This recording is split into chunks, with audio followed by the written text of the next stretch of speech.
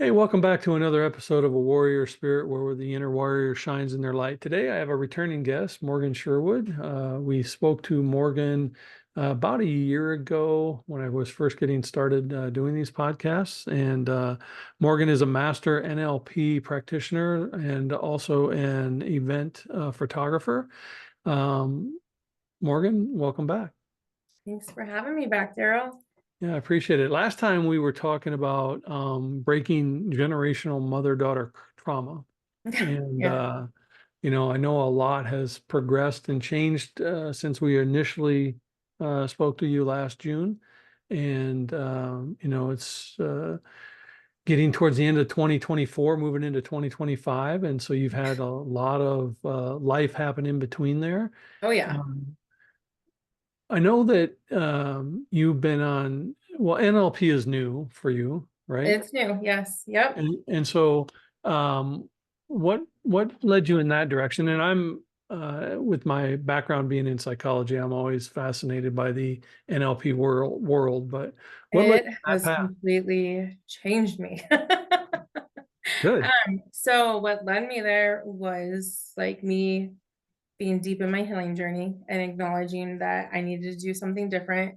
And it really actually, even before that, it started with my health. I did it for health reasons. I Okay. had a lot of autoimmune disorders and chronic illness. I had chronic inflammation and I was chronically in pain. Just the March before I started NLP, I had gotten a pain pump put in to help deal with all the pain. My body was screaming at me and I had no idea. What was it? Yeah. What was the root cause of that? So at the time, we thought it was the chronic inflammation and it was just deteriorating my body. And before I dived into alternative healing, my doctors had given me 2 to 4 years. And I was like, well, that's not acceptable. I'm not accepting that. I've got to do something different. And so then I was like, okay, what holistic things can I be doing? What alternative medicine is there? And I had a friend who's like, honestly, look into NLP. And then she was like, hey, NLP. And then she was like, okay, I'm not kidding, NLP. And I was finally like, okay, I probably should try NLP. And so I did it. I took the first class and I was like, okay, we're doing this. And I dove into it and we dove hard. That's really cool. My wife and I, we follow Dr. Joe Dispenza, and Okay. Dr. Joe is a neurosurgeon or neurologist, not a surgeon. He's a neurologist. And for those who don't know Dr. Joe, he broke his back, was told that he was never going to walk again, and like you, he said that's not acceptable.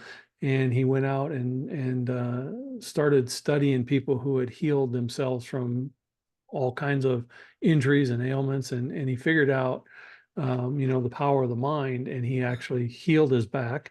And now 30 some plus years later, he's world renowned person who combines the science of healing with the mind of healing, and has helped literally hundreds of thousands of people heal from whatever it is that they're Yeah, in need of healing from. So, that's uh, incredible. yeah, NLP Your mind is, is your most powerful tool. yeah, and people don't give it enough credit, No. and whenever I start talking about the mind, people always think it's this woo, and it's Oh, not. yeah. It's I always say my practice is where the woo meets the work, Yes. because you still got to And do that's your part. NLP. Yeah. That's NLP as well. It's like where the woohoo meets the science and they like form a little friendship and it all adds up. Yeah, and you got to definitely do your part in it. Yeah. You Oh, can't yeah. just wish, hope, and pray. That's not Yeah. a. That is not there. My coach and my trainer, she mentioned it was Stacey O'Byrne, and she had told me like the part that they left out in that book, The Secret, and like think grow rich, those are all great tools and there's great tools inside that book, those books. The thing that they miss though is the action. Like that's Mhm. the secret, is you Absolutely. gain all these tools, you acquire new tools in your tool belt, And whatever you choose to do with him is your choice. The one piece that's missing is the action. Absolutely. And I said this to a lot of my clients. I could give you, or God could give you, a golden shovel, and all you're going to have is a golden shovel until you put some muscle behind it to dig the Yeah. hole, you know. And I also use the analogy, people always want a cake. God, give me a cake. Well, God gives you the IKEA version, the eggs, the batter, the Yeah. you got to do the work Right. to You got to put assemble it it. together. Right. I love Yeah. that. The IKEA version. Yeah. So you have to assemble. So you originally, when we were talking, you were talking about the generational trauma, and you had mentioned at the time some postpartum. Hmm. Um, how did that affect you? Because we didn't dive deep into it at that time. It was still pretty raw for you to talk about. Yeah. So how did the postpartum affect you as a mother and a wife? And I, as a mom and as a woman, I was afraid to speak about it. Like the women in our family who were labeled crazy were really just women struggling and, you know, crying for help in another way. And it's cool now that I see that and everything. At that time, it was so hard to speak up. I struggled for like 8 months before I said anything, and it took me just about ending my life. And that blip of a second, like I looked at the gun, like the safe, and I knew that I could get into it, and I was walking towards it, and then it was just like a blip of like, oh my God, what would this do to my kids? What would this do to my husband? And then I found a reason to live again. Like that was my reason. as a And the male, next day, I started therapy. smart. So But as a male, I will never experience or understand that level of what postpartum actually does to a woman or a person. And there are millions of women who go through that crippling effect. yeah, Can and people you, don't talk about it like can enough, I you, don't feel like.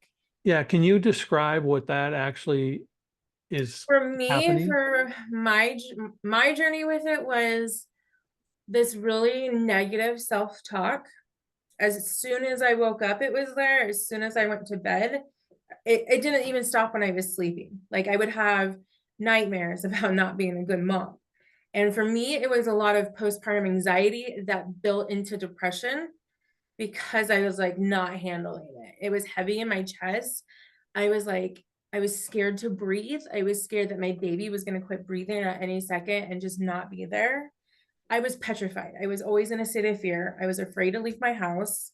I felt like I had no control in anything. Like it's just your mind spirals constantly and it doesn't ever shut off. And then on top of it, you feel almost over censored because you don't understand where all these thoughts are coming from. And then your baby's crying and needs you, and you're like, oh my gosh. And it's just, you're exhausted and you're tired and you don't know what's wrong with you. And you're like, what is going on? I'm crazy. Like, you literally think you're crazy. And then to feel like that, and then be like, okay, if I am crazy, what's going to happen to my children? Are they going to take them from me? Then it's like the guilt of like, I need space for my baby. I need sleep because you don't sleep either. And you just, it's a constant juggle. Like you just don't know what direction to go in and you're afraid to ask for help. It's terrifying. And how many children do you currently have? I have two, and I never experienced that with my first one. So this was an onset only experienced in the second part of it. Yeah.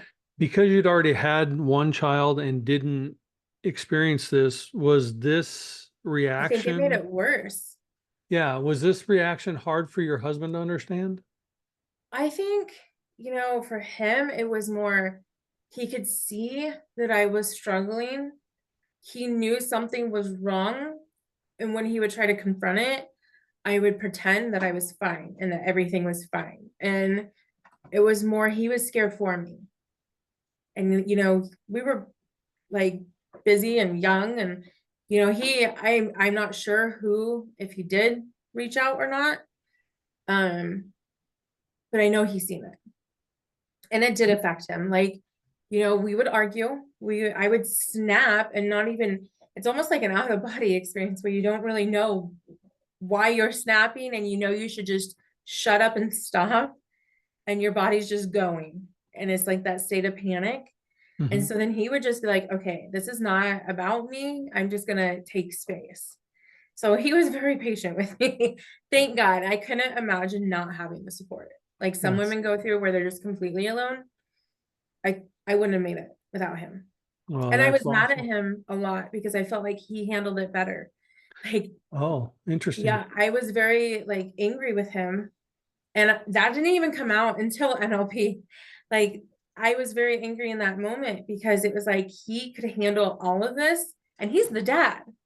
I'm the mom. I'm supposed to have it all together. I'm supposed to be able to nurture this baby and be fine. And I carried her for all this time. It should be fine. And he did way better than me at that moment. Yeah, I think that's a societal pressure that women put on themselves, like they have to Yeah. have it all together. I think also because you were trying to really break your own mother-daughter traumas, there had to have been some sort of extra guilt put Yeah. on you because you're trying to break this pattern and yet you're diving headfirst into Yeah. this pattern. And so I And you don't imagine, see the pattern until you like step back 10 feet. Like you yeah. have no idea that you're already in the pattern, and how you choose to show up is what that will look like.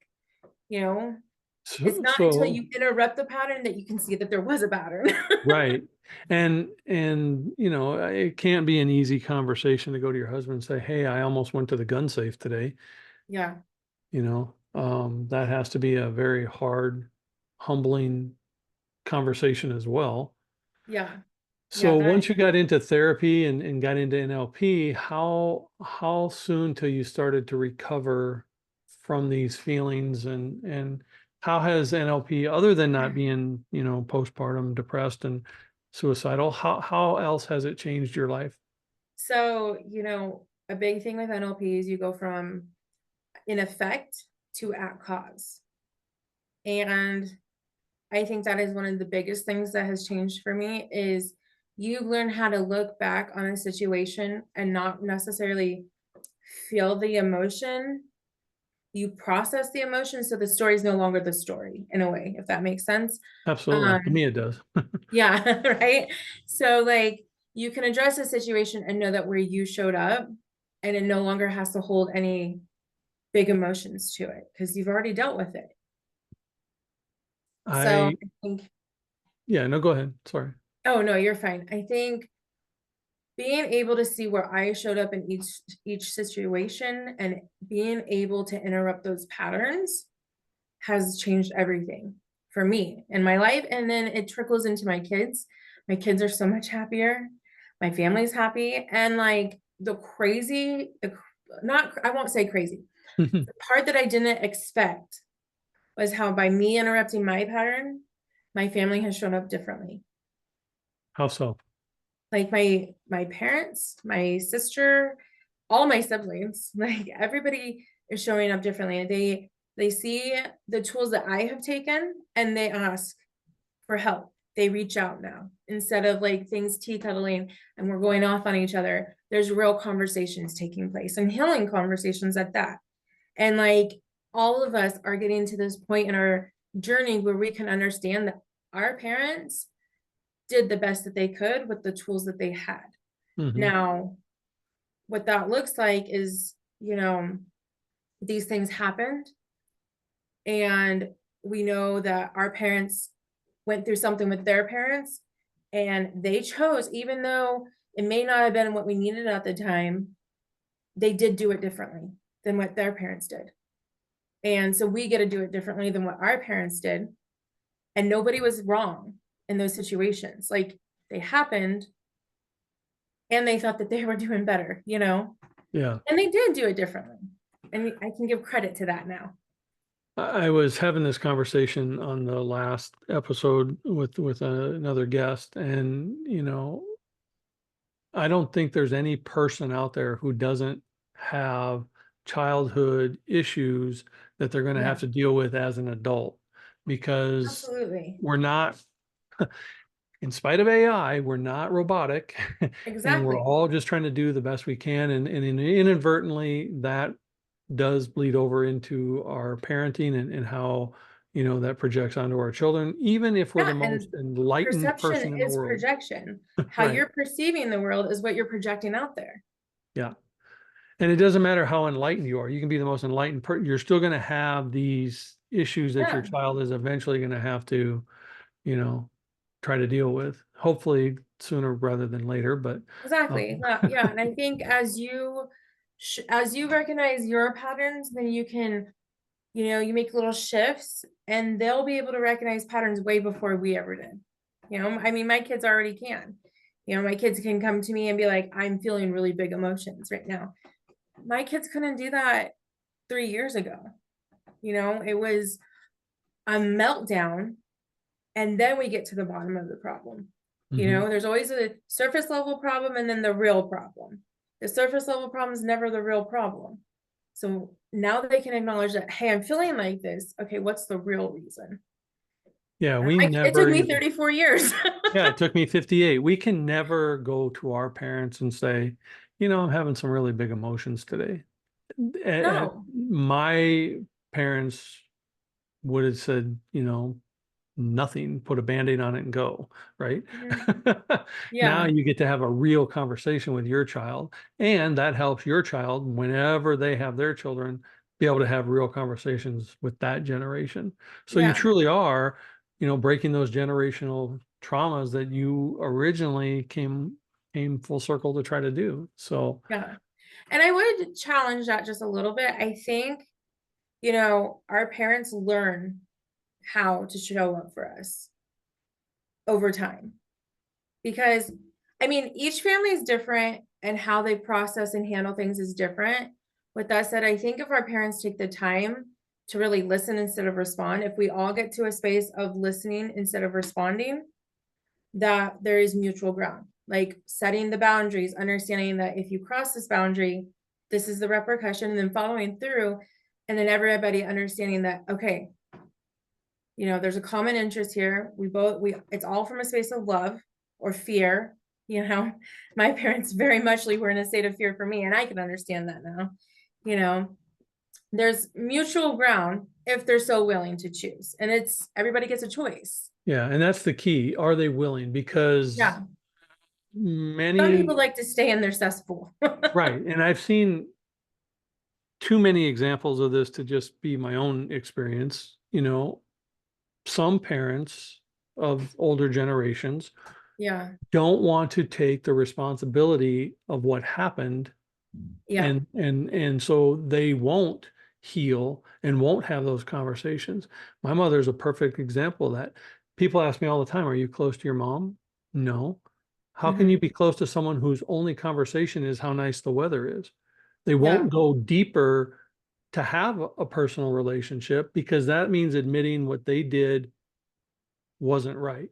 And, Yeah. and if they're not willing, and you said the key word, they have to be willing. If they're Yeah. willing, yes, that can happen. If they're not, Then, yeah, then you get to set your boundary. yeah. And sometimes the boundary is, you may be family by blood, but that's as close as it goes. Yeah, right. That's very true. And that goes the same. I think that ties into friendships too. I think, the universe gives a big boot to the people who aren't serving our highest self. And it took me a long time to understand that. So the people who are supposed to be there are there for a reason. And the people who aren't for a reason. Well, yeah, there used to be a saying, everyone who you meet brings happiness to your life, some by staying and some by leaving. Yeah. Yeah. So, That's it, actually it, a good one. yeah, it's perception, right? Yeah. So how has your life looked differently a year from when we last spoke, other than the NLP and the personal? You had some health issues. Yep. How Yep. are how are So those going? So it's crazy now, or I say that a lot. I don't know Yeah, for why. someone who doesn't It's want to be labeled wild to crazy. me. It's wild to me Yeah. because for the first time in 13 years, I got my labs back a couple months ago. I have perfect labs. Like I have a perfectly textbook healthy body. Nice. And I haven't had that in over 13 years. So it works. Things happen. The body heals itself. You know, if you like, so going back to NLP, I learned a lot about how emotional trauma physically stores on the body. Mm-hmm. And I couldn't at first comprehend the magnitude of that. And then we dove into it, going further into classes and stuff. And I'm like, holy crap, yes, this makes sense. You know, there's a conscious mind, an unconscious mind. If you're not dealing with your crap, where's it going to go? Mm-hmm. It's going to go in the body, you know? And so like a wound, you got to open it up, clean it out, and then close it back up and let it go, you know? Mm-hmm. And it worked. I have You a know, I went friend. 2 years ago, or 2 years ago, I had a doctor tell me I was going to die. Mm, And I decided, no, that's not going to be my story. I'm not leaving my husband after we've made it through all of this. You right. know, Yeah. I'm not leaving my kids. You know, I'm staying. And we figured it out. I have a coach friend who helped me on my alchemist journey, and she specializes in the trauma healing, and she calls it issues in your tissues. And I like that. she has shown me, not only through my experience with her, but I've watched her work on other individuals as well, and I've Mhm. seen the physical transformation of the body as it's releasing those traumas, Oh, some yeah. through tremors, some through just release, some through just Yeah. softening of the area. Like one individual brick hard, and then when they were done with the process, normal, soft, like they're supposed to be. I can tell you that it's called a breakthrough, you know, Hmm. um, when you're diving in and cleaning all of that out, like I did not realize how heavy this was on me. Hmm. And then I physically felt that release. I felt it come off my body. Hmm. And it was like, oh, I can breathe again. Hmm. This isn't sitting in my chest. It's not there anymore, you know? And I think, you know, most people label NLP like very sciencey, and it is. There's also that woohoo side where it's like, this is really energy work. This is healing. Right. You know, like people don't realize how they're all entangled, you know? I think it gets very misunderstood in that way because it was, you know, it was stronger than Reiki to me. I've had both. And I did Reiki before I went. And that was impactful. And I was like, holy crap, I didn't know that I was storing this on me. And then I did that and I was like, oh my gosh, Yeah. I carried that whole time. And then I Yeah. let go of it. And it's like, okay, I'm moving more. I'm happy, like genuinely happy. You Yeah. know, I have all the energy in the world anymore. I went from sleeping most of the day to now I'm like, I don't take a nap at Yeah. all anymore. Like that's huge. Yeah. And we don't realize the weight that we're carrying, even if it seems manageable, Yeah. because we become comfortable in our uncomfortable space. Yeah. It becomes our old pair of jeans, if you will. Like Hmm. those are the ones that I want to wear, and those are ones I'm comfortable wearing. And we don't realize how weighted down and how heavy that burden Yeah. is, because we think, we're carrying it, no I big can deal deal. with it. Yeah, I've had it my whole life. I'm fine. right. You know, And when you or let the it go, phrase, I turned out just fine. right. You think you did. Wait Yeah. until you let it go. Yeah, absolutely. And it doesn't have to be huge magnified stuff. It can be just some No. of the little stuff we carry, but when we carry it so long, it just becomes Yeah. this Yeah. layer that we're doing harm. And people don't understand how stress in and of itself It, affects the body. yes. Um, Stress alone has a horrible effect on the body. yeah, and I remember years ago, my blood cell count was way low. I was lethargic, couldn't hardly get out of bed, could barely make it to work. And for a year, I went to the doctors and they were running all kinds of tests and, they were talking about leukemia and all these other things. And, they couldn't figure it out. And after a year, one doctor said, you know what? This is stress related. You need to change your job. And when I changed my job, within 3 months, all my numbers came back to healthy.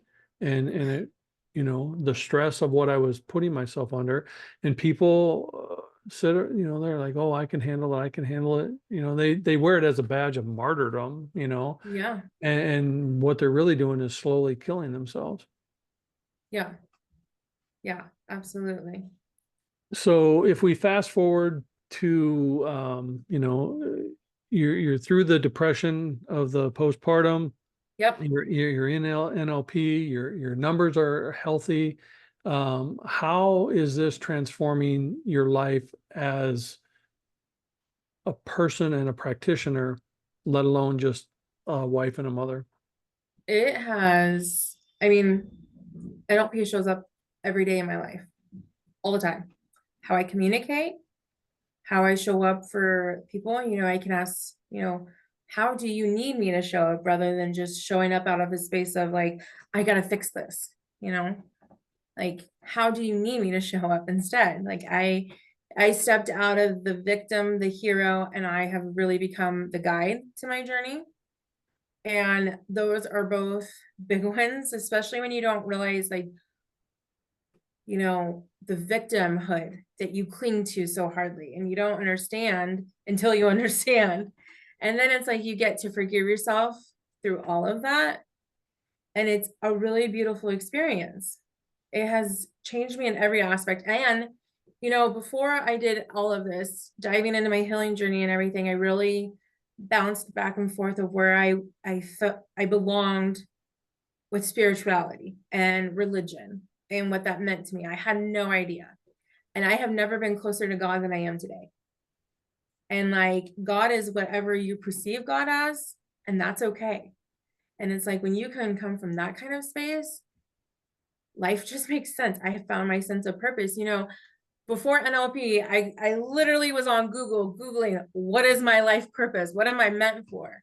And now I have a clear idea and concept of where I want to go, who I am going to impact, who I want to impact, how I'm going to do it. And I've never had that before. It's such a clear-headed space. And when you can separate the religion from the spiritual connection, it's an even deeper spiritual connection, because the religion is man-made, and I don't care, name 50 religions, they're all man-made, but the spiritual connection, that's different. And that's Yeah. where the real power lies, I think that's where your ego steps aside and you ask, what about this is about me? How am I showing up? And instead of, we talked about the feelings coming in, and instead of running from them and everything, you can say, like, what is causing this response within me? And you take accountability for how your emotions are showing up for you and the people around you. That's a whole different light. And like, I have never been more connected to my highest self than now. So let me ask you a woo question. Just Okay, for a minute. let's do it. Let's do it. It's been said often that praying is us talking to God and meditating is us listening to God, because you can't hear the voice of God when you're chattering. Yeah. So for someone who wasn't connected as deeply as you are now, what was it like when you first heard clarity, the word of God speaking to you? That's a good question. It wasn't, I thought when people said that they talk to God, that they physically hear God. Well, my system doesn't work like that. I feel everything. I don't have auditory visual. It has opened a little bit since NLP. It's still very fuzzy. And I have no, or I have no visual imagery, is what I meant. And I have no auditory. I don't hear my thoughts. Like, I think I have thoughts. It's like they're almost muted. And so I always thought like I couldn't connect to God because I don't see him and I can't hear him and I can't imagine him. So maybe I'm not supposed to connect with him. And then it was like, I feel it. I feel that energy. I feel how we're connected. It all makes sense to me. And that feeling is the most safe, comfortable feeling. Like I know that no matter what, it's all going to happen as it's supposed to. You know, there's no need for an ego because it's happening exactly how it's supposed to. And that's a very peaceful feeling. I love that. When I struggle with the imagery as well. And Mhm. for me, when I think about it, I think it's partly I have the auditory really clear, which is why I Yeah. have this podcast, because I Yeah. heard that I was supposed to do it. Yeah. Um, but the imagery part for me, I think, is because I set an expectation of what the imagery is supposed to look like. Yeah. And the more I step away from those expectations, the more I see them coming I in. am so happy you said that. I completely agree because I can see colors now and Hmm. like in the shapes of like circles, triangles, squares. The second I start thinking about it, Hmm. They bomb. go away. Yep. Yep. And I'm like, that makes so much sense. Like, you know, we said like, well, I want to see a very vivid apple. I want it to Hmm. look this way, you know? Yeah. And it's again, it's that ego and control. Hmm. And I Right. can accept that, you know, these colors mean something, these shapes mean something. Yes. Thank you for that, because that was a realization for me. Yeah, and when you're very much true. I started off in that same spot where I could just see certain colors and images, and then the more I tried to focus on seeing it, the more they dissipate. But the Yeah, more I trained myself to just let them be in my sight, the clearer and brighter they got, and the more colors I started to see. And then eventually I could see the apple and whatever else I was supposed to be guided to see. But the more I tried, the less I could do. And the more I yeah. surrendered, the easier it became. And that is the theme of it all. The more you just let go, Yeah. the more will be open to you. Well, I used to be one of those people, Jesus, take the wheel, but then I still got my left hand on it. Like, Like, you know, yeah, I was the same way. Like, yeah, I'm letting you have it, yeah. but I'm really gonna have a fingertip on there. Yeah, yeah, yeah. You're God, but I know where I want to go. Exactly. Yeah. Yeah. Um, but I do, from personal experience, I know when you start becoming that connected, like when I clearly heard that I was supposed to do this podcast, it was sort of a freakish moment for me because I could clearly hear it. Yeah. And it wasn't just my voice and my opinion saying do this. There was clear directive on what it was supposed to look like, how it was supposed to look like, and who I was supposed to speak to. Yeah. And So I have a question for you. yeah, When that first happened for you, was it almost like a panic of, I know I have this, I know I'm supposed to do it, so I want it right now? yeah. Because that Well, happened to me at like I first. told you off camera, when I heard this about this, I didn't even own a camera or a microphone. So I really was like, you're crazy. Yeah. There's no way. And I fought it until the spiritual 2x4 got loud enough to where I had to buy a microphone and a camera. So it was kind of it was an ego battle again. Yeah. I will not surrender to that voice telling me what to do. Oh, by the way, you're the word of God, so I should probably do that. Right. Because you know a little bit more than I do. But once you surrender and in it, you see the beauty of it and how it's more than it could ever be imagined. Yeah. Like I said, I'm coming up on the end of year 2. You're my 101st guest. Yep. And I would never have gotten to have these conversations had I not listened.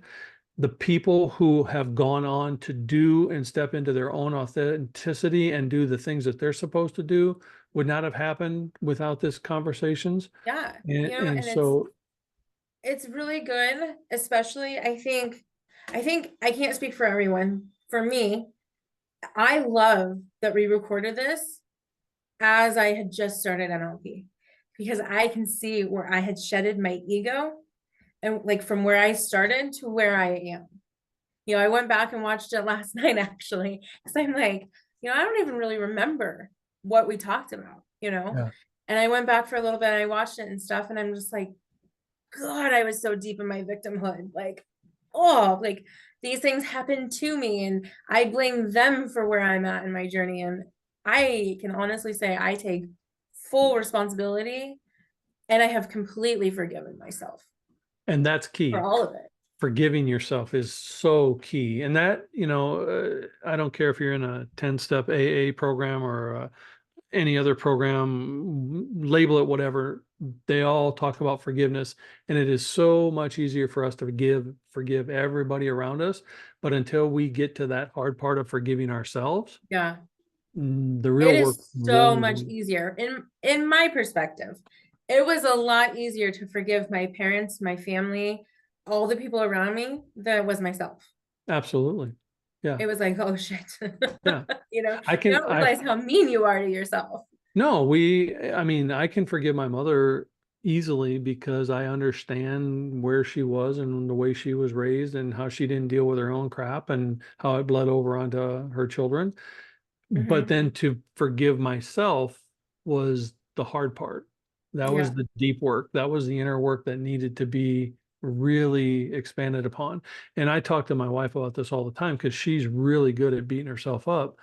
Like, and I say this, put away Thor's hammer. You don't need to be Yeah. so hard on yourself. Forgiving yourself has to be part of that healing journey.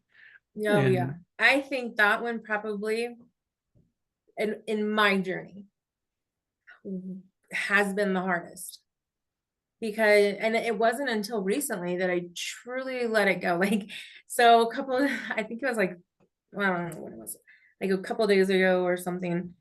I think that's when I truly genuinely forgave all aspects of myself.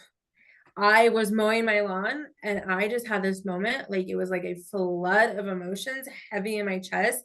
It physically hurt to breathe. And I just started bawling. Like I was gonna get on a video and talk about dealing with emotions, and then it just like flooded. Like, nope, you're feeling this, you're not avoiding it. And in that moment, it was like it was painful, yet so much gratitude. So much gratitude to recognize that because I changed my pattern, everybody around me is changing their patterns. well, And like, yeah, go ahead. But you said a key thing though. You were standing, like, when you went back and listened, you were standing in your victimhood yeah, and you're no longer doing that. And yeah, that, you know, many, many, many people wear their victimhood like a badge of honor. yeah. And it's not, it's an ego It's because very much from ego. we are not responsible what happened to us. We are responsible for repairing it and moving past it, Yeah, you know? And too many people find comfort in their victimhood because they get attention from it. yeah. Oh, poor you. Oh, woe was you. Oh, you were so hard. And when you stop being the victim in your story and going to be the victor in your story, you Hmm. tell the story much differently. Yeah. Oh You find yeah. that? Yes, you do. Like I can see night and day difference in how I like see where I was to where I am. And in that moment, I for a split second I had the urge to get high, and then I reached out to the people that I needed to, and it had nothing to do with getting high. That's just how I used to feel in that moment. Like that's what I would do to cope. And instead it's like none of that's necessary anymore. And then it was a moment of just pure forgiveness, and that's where I'm at. But the urge to get high was still there, but the Yeah. clarity to recognize why you were getting high Yeah. was different. It was, oh yeah, I could understand and recognize, that used to be a space where it was safe and I needed to numb because it was too much to feel. There was too much already going on. and I wanted to numb it, or avoid it, if it's not there, it's not really happening. And instead it's like, okay, I'm allowed to feel these, I'm allowed to feel it and know that I don't have to stay in it. And that is going to pass. Because before, it was more like I would get to a point where I would allow myself to feel, and then it was so ugly and heavy that it was like, I can't do this anymore. I need something to break me out of this. And I don't have to run anymore. It's safe. It's okay. Let it go. Are you showing up different? In every aspect of my life. Yeah. Give me an example. I have stepped out of this need to rescue everybody. So, my siblings can come to me and they can have a problem, and I can understand that it's my job to just listen. I can give what guidance I feel might be helpful and understand they don't have to take it. They can take it. And what they do with it is completely on them. Like, I'm just the guide in this journey, and I have no need to rescue anyone. Not even myself. Like, we'll be okay. Every aspect. I'm a better wife. I'm a better mother. And not that I wasn't a good mom or a good wife before. It's just I have better tools and better understanding, and I'm a better friend, and my friends have completely shifted since this whole diving into myself, and that's okay. And before, I was so scared to let go and just trust in the process that everything was working out. And now I can. Like, I just know there's no need to grab a hold of it. Like, yeah, but life is not a vacuum. So when we let go of something, something else will fill that void. And if we surrender to the possibilities, it will normally be better than what we had to begin with. Not always, but for, the most part, because we don't live in a vacuum, the universe provides those that are to be better in your life for that moment, Yeah. I believe like every single one of those those people served a purpose. They met me where I was in my journey, and the ones that are supposed to stay, they stay because they're supposed to be on the end, like along for the ride, however long that is completely up to the universe, and there's before comfort in that. I didn't want anybody to leave me. Yeah, well, there's comfort in that because you don't have the abandonment issues and you don't have the fear, which is an ego-based response to everything anyway, Yeah. But on the same side, I've always said, there's no need for courage if you're not afraid of something. So some fear is good because it shows the courage. Yeah, I agree with that. Some fear keeps us safe. Not gonna do too wilder things. Yet we're still open to all possibility. Right. Well, I think some fear keeps you safe it heightens your awareness of your surroundings and what's actually going on. So there's a difference, if you're on a ledge and you're, got enough room to still walk, some amount of fear keeps you close to the ledge to stay safe, right? Yeah. It reminds me of Inside Out. Have you seen an Inside Out 2 yet? Yes. No, I have not. Sorry. Oh, you haven't? No. Definitely, as a psychologist, you're going to want to. Okay. They explain that. Every kid should have to watch that. Like, they nail it. How anxiety, its purpose is to keep us safe. What happens is we spiral from it. And we believe all the negative self-talk and everything that can build and manifest on it. It becomes a bigger story that could happen.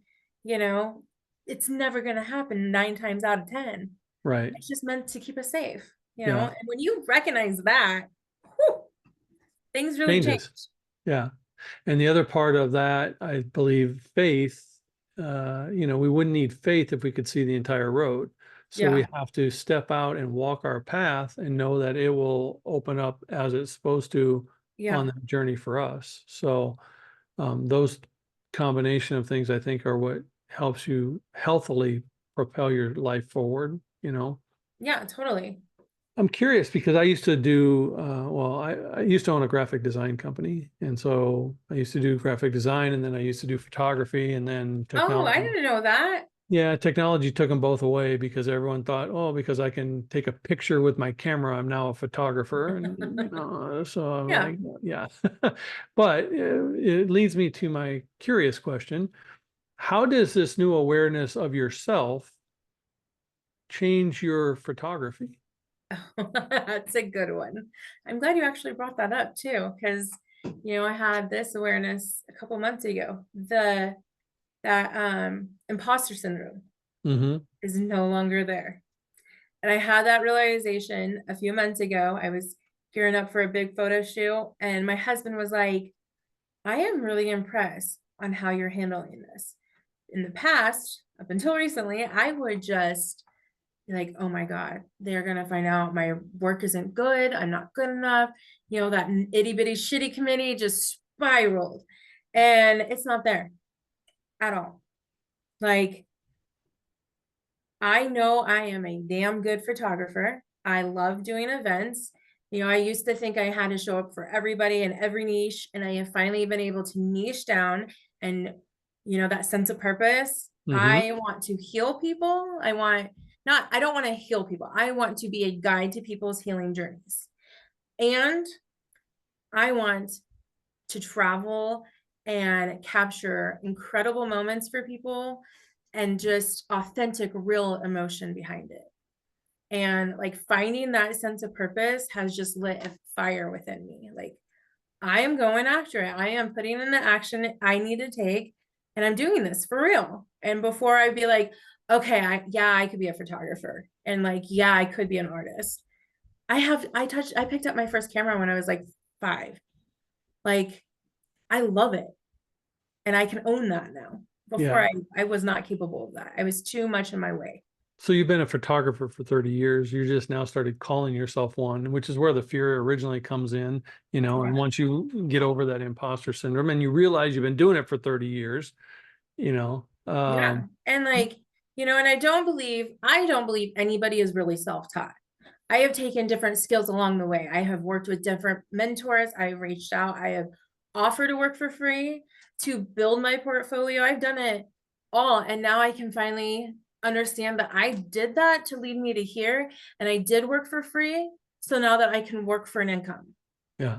And I get to do all of those things now. And I get to label what my value really is. And I never understood, like, especially a lot of photographers starting out, they don't put in the thought of what value they're bringing. So, they will work for free and they will do all these things. And now I know that I am bringing in a lot of value, and I can give a lot of value, and I'm worthy of that value. And before, I never felt worthy. And so I would play small, and I'm not playing small anymore. And I would imagine client acquisition has become easier and more frequent. Yes, I have been busy in all the best ways. Yes. It's easier to communicate. It's easier to get a perspective of what the client is looking for. And it's easier to deliver on that. It's not, I put my ego aside and understand what their vision is and how my artistic ability can capture that. I would love to see photographs that you took from a year ago, 2 years ago, maybe. Yeah, 2 years ago. I'd love to see those photographs of people, not places and things, but Mhm. people, and how you're now capturing them today. Because I Oh, would it's bet, so different. I bet the energy that you're talking about and the essence of what is on film is vastly different. Vastly. Oh yeah. I got certified in Adobe Photoshop, and I never, or in the past, I didn't feel worthy of that label. And so I kind of just avoided Photoshop. I would spiral it for myself, and I just did it. And it was the best thing for my career. Honestly, I get to play with more color and exposure and all of that. And it's so different. The You get to play with confidence more emotion. behind it. Yeah. You get to play with the emotion on the camera Yeah, you know like I pick and choose.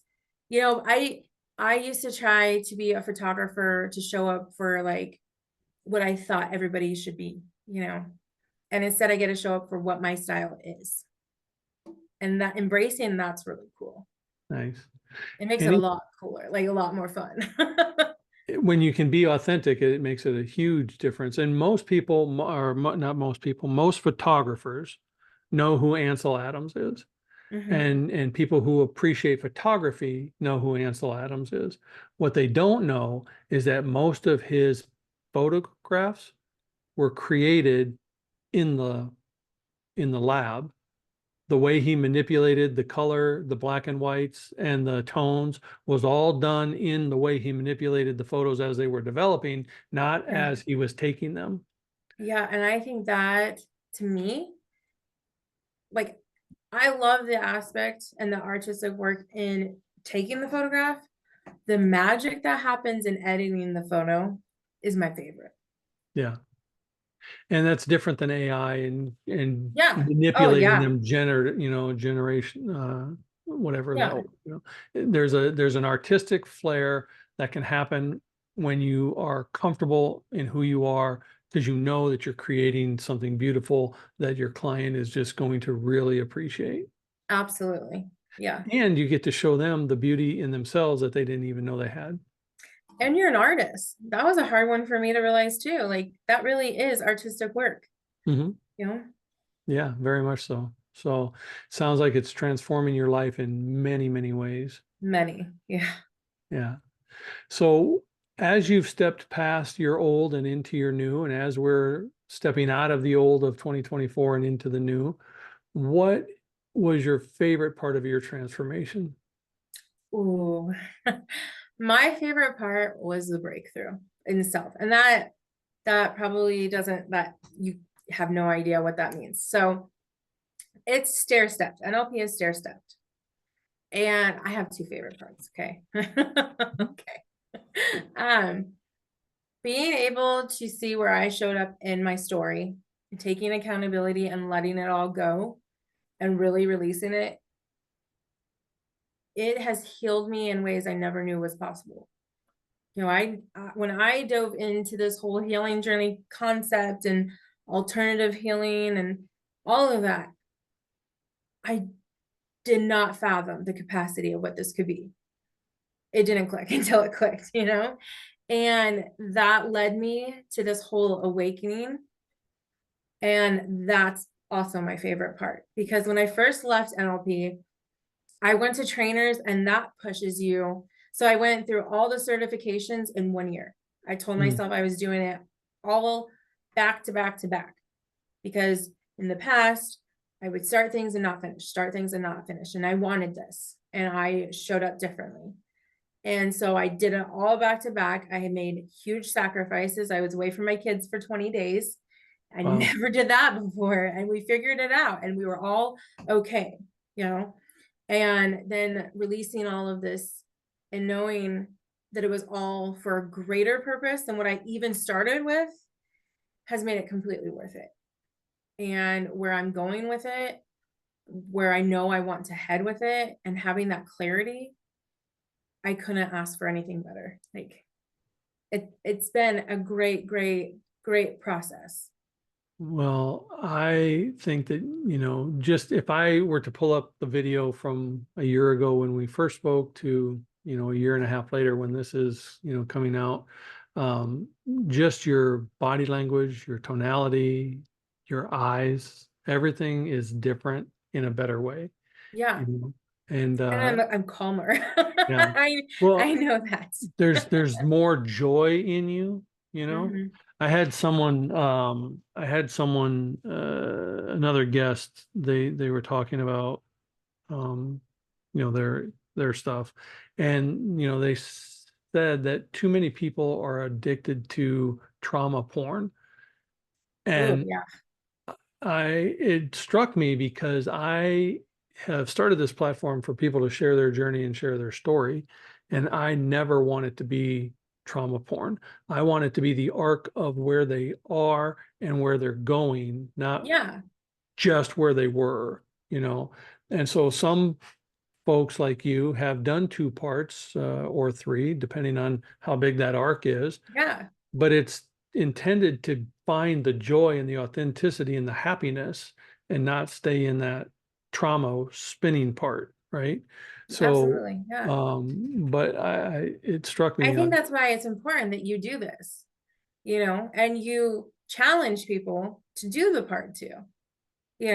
Like life happened 50 different ways this Sunday, but we still are, with that said, we still made it happen. yeah. And it's good that you challenge that and that you do the part two so people can see, like, where they can still grow and where the growth has taken place. And even talking with you, I still process new stuff, like you're still processing as you're doing this. Well, I'm still a coach, so I still throw some stuff in there. Yeah. Uh, um, as you were processing this, if you were, other than doing NLP or coaching or any of the other stuff, if you were just to find somebody who is where you were and wants to be where you're going, what advice would you share with that person? I would tell them that it's safe to recognize that where they're at is chaotic and where they want to go is okay to want more. It's okay to speak up and ask for help. And it's okay to recognize that we need help from time to time. I never really thought my healing journey started where it started. It happened way before. And Hmm. it's a long ongoing journey. I don't think it really is a ever ending journey. I don't think there's ever a finality or an ending to it. you know in that moment, it's okay to recognize that where you're at, it's not where you want to be, and you can ask for help. And the bravest thing you can do is say, I need a little help. Absolutely. And I think that comes with the forgiveness and letting go of the shame and the guilt, Yeah. because that allows you to know that maybe you can carry it by yourself, but you shouldn't, Yeah. Yeah. you know. And I think that's fantastic advice to give somebody, be brave I enough to couldn't ask for have help. gotten here on my own. I didn't get here on my own. Yeah. It took a lot of help from a lot of people, and me being resourceful. It wasn't, none of it was easy. As much as I love NLP, it was the hardest thing I've ever freaking done in my life. Hmm. you know, and I think that if it was easy, everybody would do it, Right. you know, and so it's okay to be afraid. It's okay to feel whatever you're feeling. It's okay to feel like you're crazy and understand that there's still something else out there. There is another option, and it starts with asking for help. Absolutely. And you don't have to know where the whole destination leads you or where it's going to Yeah. go. And you shouldn't try to put the result in a box. You should just, No, our job is not to understand where the ending is. Our job is just to know this is where I'm at. It's not working. I need some help, and trust in the process, and trust that where we're meant to go is going to happen. We're going to get out of this shithole. We're going to get out of this cesspool. You right, know, we're going to skyrocket from here. Like this right here in this moment is as bad as it can get. right. It cannot get any worse in this moment, and so there's only one way out. When I was going through my Maxwell training, John Maxwell training, we used to have a mentor there who would always say, jump and build your wings on the way down. You don't have to have it figured out. Just No. move forward, Yeah, you don't have to have the how or any of it yet. Just ask for help first. The rest will Well, come. I am going to ask you the same question I asked you at the end of the last interview and see if it changes. You know, Okay. what does a warrior spirit or having a warrior spirit mean to Morgan Sherwood today? Ooh. To me, having a warrior spirit is understanding that you no longer need to hold your ego. Your ego, you can shed your ego, and you are not a victim nor a hero. You get to show up as a guide. You can guide people along their journey, and you can educate people along their journey, and you can hold space for them. You don't have to take that on, and you get to continue your growth. I love that. It's vastly different than the way you answered it before. I told you I awakened. That's excellent. I appreciate that. Well, I'm so glad that you came back to, complete this part of your arc. And as you continue on your journey, as long as this platform is still here, you're always welcome back to share and give an update and bring new insight. And even if you just want to, share philosophy and spirituality and, any of those Absolutely. stuff, we can talk about, all of that. So you're always welcome. Cool. I will definitely be back on. Well, I appreciate it. And I love having you in my tribe. And thank you for Yeah. the courage that it took to become who you are becoming and stand in your own authenticity. So Well, thank you for being a part of my healing journey. I Played appreciate a you. part. You're very welcome. And Spirit says you're welcome. You have a blessed night, and we will do it again soon. Have a blessed 2025. You too, Daryl. Alrighty. Bye. Bye.